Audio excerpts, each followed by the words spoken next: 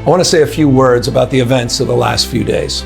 This past weekend, federal agents conducted large-scale workplace raids in and around Los Angeles. Those raids continue as I speak.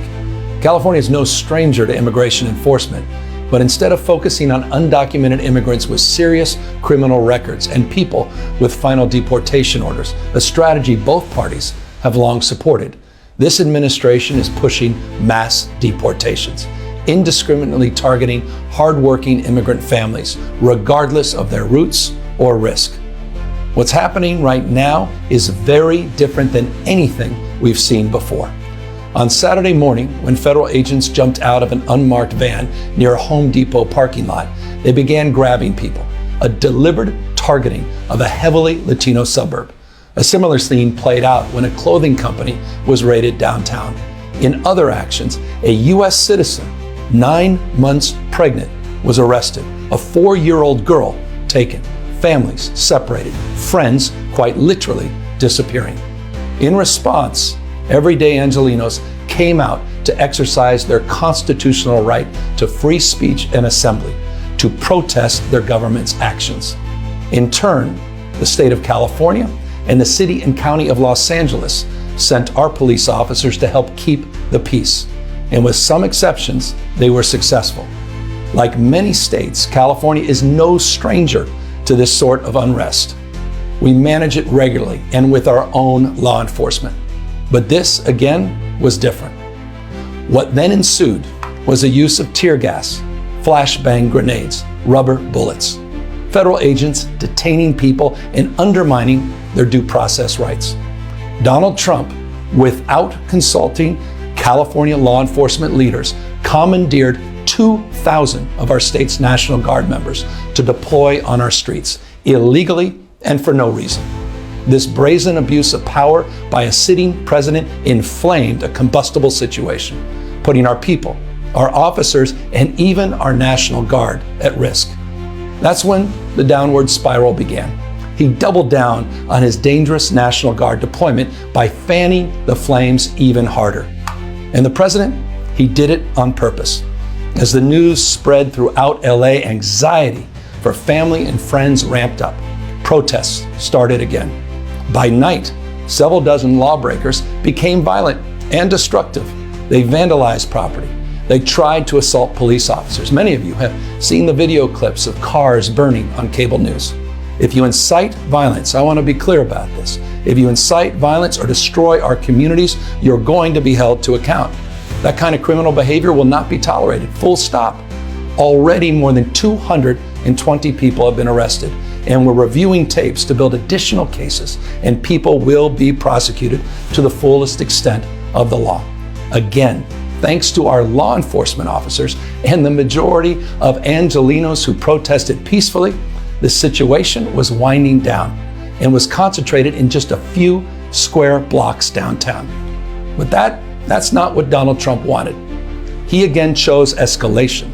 He chose more force. He chose theatrics over public safety. He federalized another 2,000 Guard members. He deployed more than 700 active U.S. Marines. These are the men and women trained for foreign combat, not domestic law enforcement. We honor their service. We honor their bravery. But we do not want our streets militarized by our own armed forces. Not in LA, not in California, not anywhere. We're seeing unmarked cars in school parking lots, kids afraid of attending their own graduation. Trump is pulling a military dragnet all across Los Angeles, well beyond his stated intent to just go after violent and serious criminals. His agents are arresting dishwashers, gardeners, day laborers, and seamstresses. That's just weakness masquerading as strength. Donald Trump's government isn't protecting our communities, they're traumatizing our communities. And that seems to be the entire point. California will keep fighting. We'll keep fighting on behalf of our people, all of our people, including in the courts. Just yesterday, we filed a legal challenge to Donald Trump's reckless deployment of American troops to a major American city. Today, we sought an emergency court order to stop the use of the American military to engage in law enforcement activities across Los Angeles. If some of us could be snatched off the streets without a warrant, based only on suspicion or skin color, then none of us are safe. Authoritarian regimes begin by targeting people who are least able to defend themselves, but they do not stop there. Trump and his loyalists, they thrive on division because it allows them to take more power and exert even more control.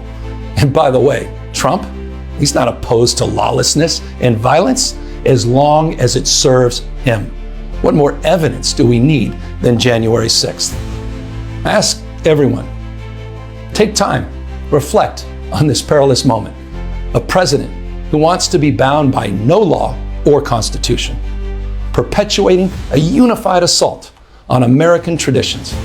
This is a president who in just over 140 days has fired government watchdogs that could hold him accountable for corruption and fraud. He's declared a war on culture, on history, on science, on knowledge itself. Databases, quite literally, are vanishing. He's delegitimizing news organizations, and he's assaulting the First Amendment.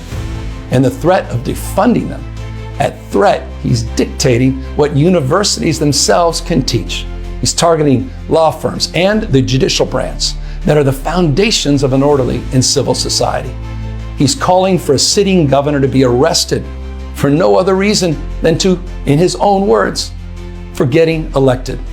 And we all know this Saturday, he's ordering our American heroes, the United States military, and forcing them to put on a vulgar display to celebrate his birthday, just as other failed dictators have done in the past.